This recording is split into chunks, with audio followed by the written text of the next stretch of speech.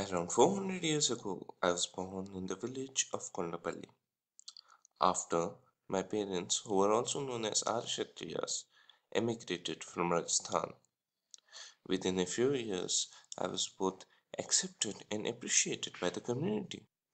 I am Kondapalli Mama.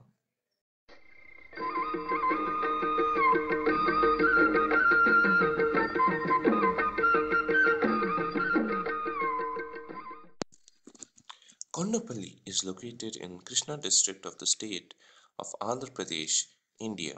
The community is not only shelter for my creators who are also recognized as Brahmanda Purana but also various other professionals.